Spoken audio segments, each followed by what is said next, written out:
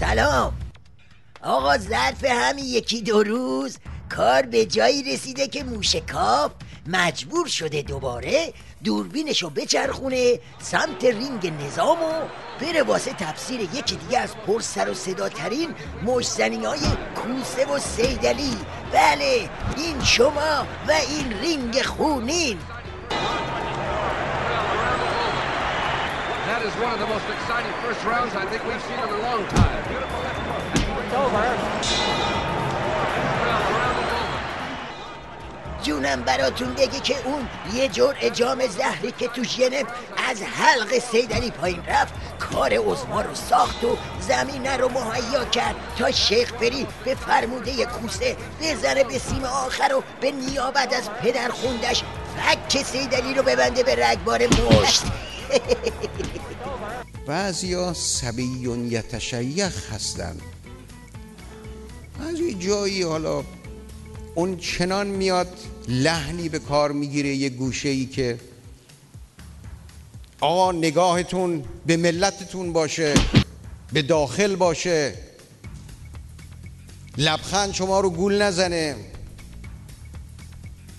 بابا یه چیزایی هست مال رهبری نظامه. رهبری نظام رهبره، باید هدایت بکنه، سیاست‌های کلی با اوه. یه کسی هم یه گوشه‌ای فکر میکنه اونم باید صبیون یتشیخ، اونم باید همینجور حرف بزنه. لبخند دشمن را نباید جدی گرفت، نباید فریفته اون شد. صبیون یتشیخ. شیخ فری حقا که دنب کوسه ای. دیدید چجوری یتشیخ بازی و سوسه های آخوندی عظما رو خط خطی کرد؟ طرف به در میگه که دیوار بشنوه.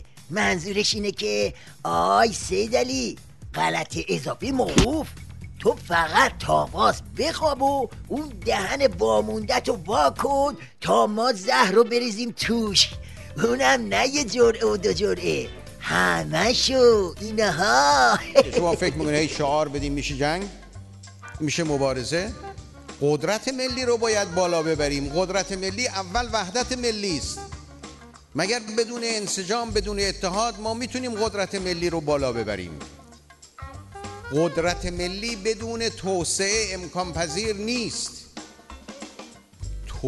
توسعه همه جانبه، اقتصادی، فرهنگی، اجتماعی، همه رو من میگم، یک توسعه متوازن همه جانبه. منظور شیخ فری از توسعه همه جانبه همون زهر همه جانبه است.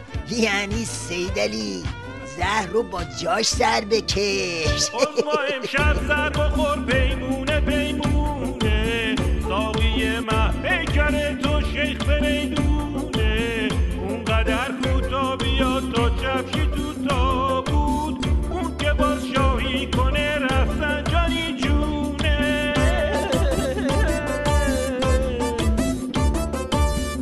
حالا بشنوید از صیدلی که تو این شلم شوربای نظام تو سالن آمفی‌تئاتر بیتش یه نمایش روحوزی رو انداخته. جان موشکاف نگاه کنید. نگاه کنید. بله همونطور که ملاحظه میکنید طرف کوسه و شیخ فری رو برده نشونده ور دلش، از اون طرف دایناسورایی مثل مهدوی کنی و جنتی رو نشونده اون پایین. تا اینجای کار یعنی آقا ما اهلشیم، آقا میخوریم زهر رو.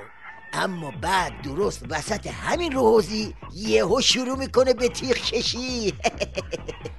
کی میتوانه شک کنه که وجود این جریان ها و پشتیبانی این جریان ها و تمویل این جریان ها و دادن سلاح به اینها این کار استکبار است، کار دستگاه های امنیتی خبیث دولت های استکباری است. بله به این میگن کمدی درام صیدلی در یک پرده.